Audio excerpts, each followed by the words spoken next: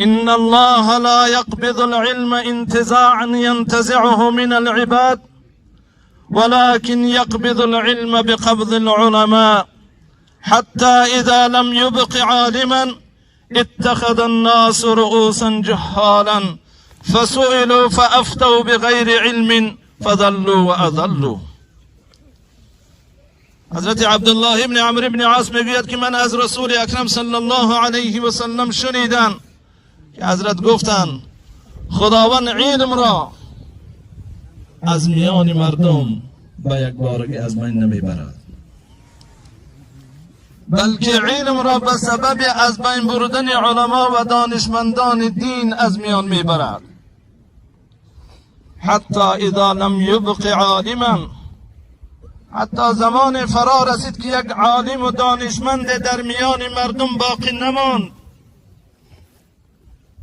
خداوند هم عالمان و دانشمندها را پی هم از میان بردن گرفت، چنانه که چند سال می شود در این سرزمین ما پیشواها یک قفسی دیگری رفته ایستادند.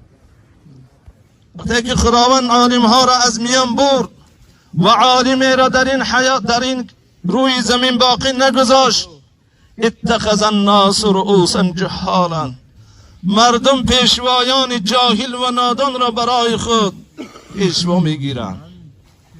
عزیزان اهل اسلام، امروز ما و شما میبینیم یکی از پیشواهای بزرگ ما، یکی از عالمهایی که وصف او را بزرگان خودشان میدانند، عزیزان اهل اسلام، هم عالم ربانی، هم مرشد، هم حافظ کلام الله، تمام دارای صفتهای خوب امروز از میان ما رفت.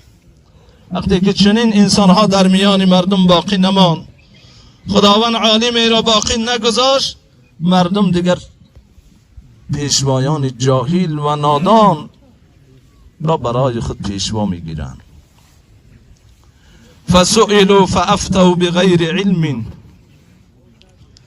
پس هنگامی که اون اشخاص جاهل و نادان، اون انسانهایی که عالم و دانشمند نیستن، از علم شریعت بهره ندارن، اما همچون پیشوا قرار گرفتند، وقتی که اونها را پرسیده می شود فسئلوا فافتوا بغیر علم، اون اشخاص نادان بدون علم و آگاهی به مردم فتوا صادر میکنند. فضلوا و اضلوا، پس اونها خود گمراه، در نتیجه دیگران را هم گمراه میکنند. از این رو عزیزان اهل اسلام، وجود علما را غنیمت دانید.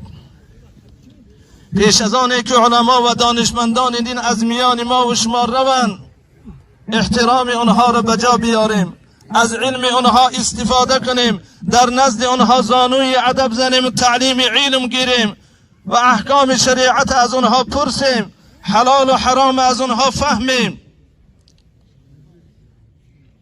چون که از میان که رفتن دیگر پشیمان میشیم، دیگر پشیمانی سود نداره.